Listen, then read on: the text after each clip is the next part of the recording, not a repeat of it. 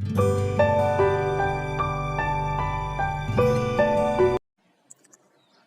morning, all of you. So today I want to explain you the chapter number 15, Introduction to Graph. तो बेटा आप पहले अपने पुराने क्लास में पढ़ चुके हो कि किस तरह के ग्राफ्स होते हैं। तो जैसे कि ये दे रखा है आपको बार ग्राफ। तो अगर किसी डाटा को, इंफॉर्मेशन को अगर बिल्डिंग्स के रूप में रिप्रेजेंट किया जाए, ठीक है, और ध्यान रखना है आपको, ये बिल्डिंग्स अलग अलग हैं, सेपरेट सेपरेट हैं। तो इस तरीके की बिल्डिंग्स को हम बार ग्राफ रिप्रेजेंट करते हैं, इसको कहते हैं हम बार ग्राफ। इसी तरह से अगर ये बिल्डिंग्स एक दूसरे के साथ चिपकी हुई हैं, ठीक है, तो इस तरह के डाटा रिप्रेजेंटेशन को हम कहते हैं, वैसे ये तो हमारा बार ग्राफ ही है क्योंकि उन्होंने दो इन्फॉर्मेशन को एक साथ पूछा गया है, ओके। लेकिन अगर ये सभी बिल्डिंग्स को चिपका दिया जाए एक से एक से, तो उसको हम कहेंगे हिस्टोग्राम। नेक्स्ट आपको ग्राफ दे रखा है यहाँ पर पाई ग्राफ, यानी कि सर्कुलर वे में अगर किसी डाटा की इंफॉर्मेशन रिप्रेजेंट की जाती है, ठीक है, और सर्किल में बताया जाता है कि इतना परसेंट ये है, इतना परसेंट ये है, इतना परसेंट ये है, तो इस तरह के डाटा रिप्रेजेंटेशन को हम कहते हैं पाई ग्राफ रिप्रेजेंटेशन। देखो हिस्टोग्राम आपको यहाँ दे रखा है, इन्होंने क्या किया हिस्टोग्राम, ठीक है। हिस्टोग्राम के लिए क्या है, देखो डाटा में उन्होंने बिल्डिंग्स को एक साथ चिपका के रखा हुआ है। तो अगर इस तरह से डाटा को चिपका के रखा जाता है तो उसे हम कहते हैं हिस्टोग्राम। एक होता है हमारा लाइन ग्राफ। लाइन ग्राफ का मतलब किसी भी इंफॉर्मेशन को लाइन के अकॉर्डिंग रिप्रेजेंट करना, इस तरह से डॉट रिप्रेजेंटेशन करना और उसको इस तरह से लाइन के अकॉर्डिंग रिप्रेजेंट करना, ये हमारा कहलाता है लाइन ग्राफ। तो यहाँ पर आपको इसी सभी ग्राफ से रिलेटेड क्वेश्चंस जो हैं देखने को मिलेंगे। तो let's start the exercise. Example I think you are able to solve, आप आराम से कर सकते हो। Then I am going to explain you the first question of this 15.1 exercise. तो देखिए क्या क्वेश्चन आपको दे रखा है। तो क्वेश्चन आपको दे रखा है the following graph shows the temperature of patient in hospital recorded every hour, यानी एक पेशेंट का टेम्परेचर रिकॉर्ड किया जा रहा है हर घंटे पर। तो पहले पूछा गया what was the patient temperature at 1 PM। तो यहाँ पर देखो ग्राफ जो रिप्रेजेंट किया गया है उसमें एक तरफ टेम्परेचर लिखा हुआ है और एक तरफ टाइम लिखा हुआ है। हमसे क्वेश्चन में क्या पूछा गया है कि 1 PM पर इसका कितना टेम्परेचर था। तो हम देखेंगे 1 PM कहाँ है, ये रहा हमारा 1 PM।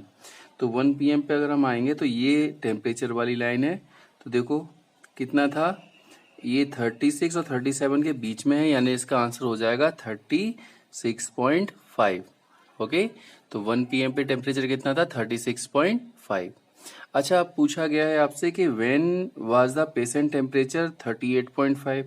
तो हम टेम्परेचर पे आते हैं। 38.5, 38 और 39 के बीच में 38.5 हो जाएगा। अब देखो ये टाइम वाले को कहाँ काटता है, कहाँ काटता है, ये देखो यहाँ आ गया। ये कितना टाइम हो रहा है इस वक्त, 12 नून। तो सेकंड वाले का आंसर क्या आ जाएगा, 12 noon. Okay student, okay move on to the next part of it. अगला पार्ट आपसे क्या पूछा गया है, इसी का सी वाला पार्ट। तो देखिए सी वाला पार्ट पूछा गया है the patient temperature was the same 2 times during the period given, what was these 2 times. मतलब 2 टाइम पर ऐसा था कि पेशेंट का टेम्परेचर सेम था। चलिए देखते हैं सेम कहाँ रहा है। तो सेम का मतलब स्ट्रेट लाइन हो जाएगी। देखो ये सब तो बढ़ते हुए क्रम में, घटते हुए क्रम में, ये सेम रहा है। तो क्या लिखेंगे 1 PM टू 2 PM। टेम्परेचर कैसा था इसका, सेम टेम्परेचर था, ओके। चलिए अगला क्वेश्चन आते हैं। अगला क्वेश्चन पूछा गया है what was the temperature at 1:30 PM and how did you arrive your answer. 1:30 PM पर उसका टेम्परेचर कितना था। तो 1:30 PM पर हम देखते हैं। तो देखिए ये हो गया 1, ये हो गया 2 और ये इसके बीच में हो जाएगा 1:30। तो 1:30 पे अगर हम जाएंगे तो ये टेम्परेचर था और ये कितना टेम्परेचर है, 36.5। तो कितना टेम्परेचर था उसका, 36.5।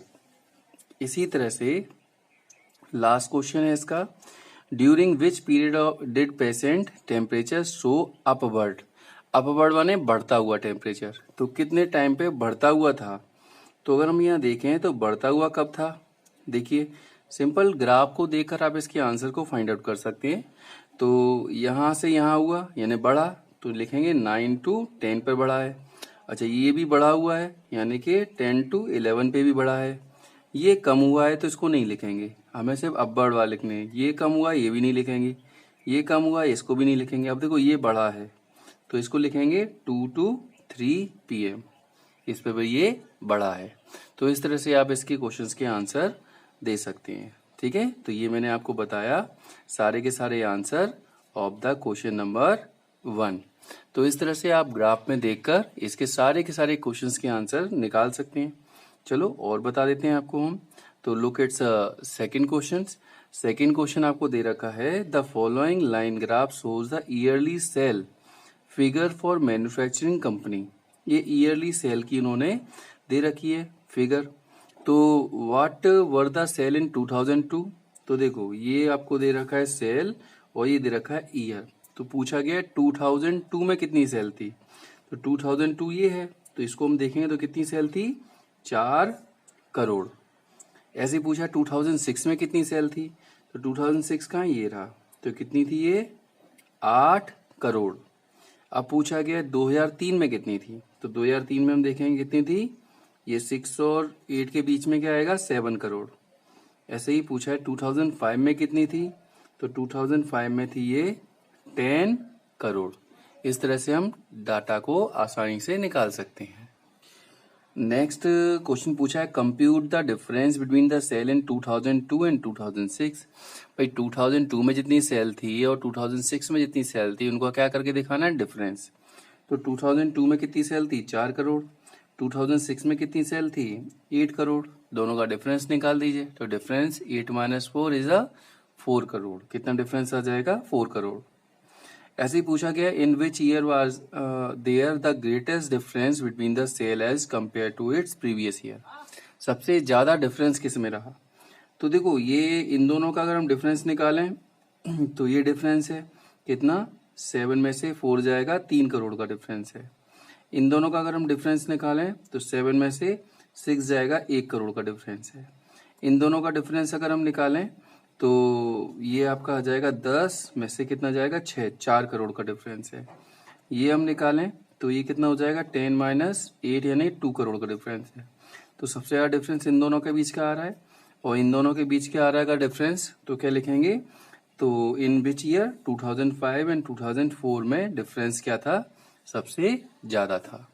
तो इस तरह से ग्राफ को देखकर इसके क्वेश्चंस के आंसर आप फाइंड आउट कर सकते हैं। Okay, look it's the next one part of your. तो यही नहीं, इसके सारे के सारे पार्ट इसी तरह ट्राई करेंगे। ठीक है, ये क्वेश्चन भी आप इसी तरह ट्राई कर सकते हैं और ये नेक्स्ट क्वेश्चन दे रखा है, ये भी इसी तरह आप ट्राई कर सकते हैं। I am going to tell you the next question. हाँ, अब देखो अगला क्वेश्चन क्या है, अभी तक आपको ग्राफ दिए गए थे, अब यहाँ पर ग्राफ आपसे क्या कह रहे हैं, पूछा गया है बनाने के लिए। तो लिखा है, use the table below, draw the linear graph. अब आपको इस टेबल का यूज करके क्या बनाना है, लीनियर ग्राफ बनाना है। तो क्या दे रखा है, the number of days hill sides city receive snow in different year. ये ईयर दे रखा है, ये आपको डेज दे रखे, कितने में स्नो आई थी इसके बारे में बता रखा है।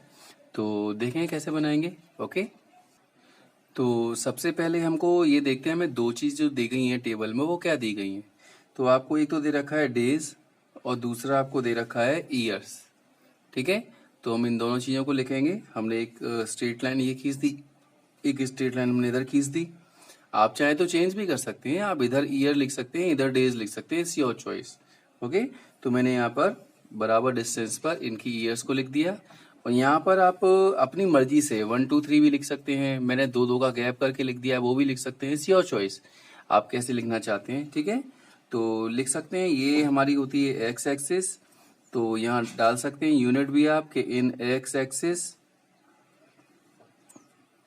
1 बॉक्स जो लिया है हमने वो कितना लिया है, 1000 का है। देखो 2003, ये 2004, ये 100 ईयर्स का हमने यहाँ पर लिया हुआ है डिफरेंस।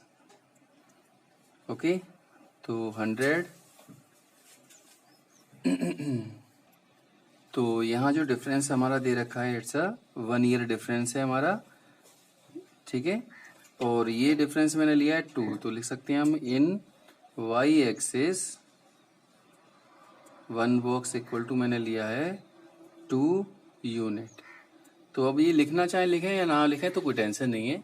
तो मैंने देखिए क्या किया, अब 2003 में आपको जो टेबल दे रखी थी उसमें लिखा था 8, नंबर ऑफ डेज कितने रखे थे 8, तो हमने यहाँ 2003 में यहाँ से एक सीधी लाइन खींच सकते हैं, 8 से सीधी लाइन खींचेंगे तो यहाँ पर हमारा ये मिल गया।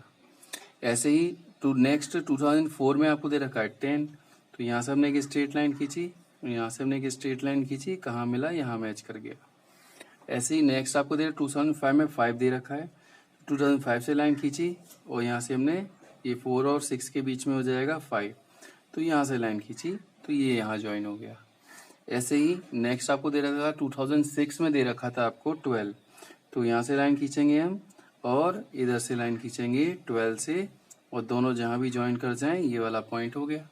अब इन सभी पॉइंट्स को क्या करना है, आपको स्केल से ज्वाइन कर देना है, ये हमारा कहलाएगा लीनियर ग्राफ। इस तरह से हम लीनियर ग्राफ को रिप्रेजेंट कर सकते हैं।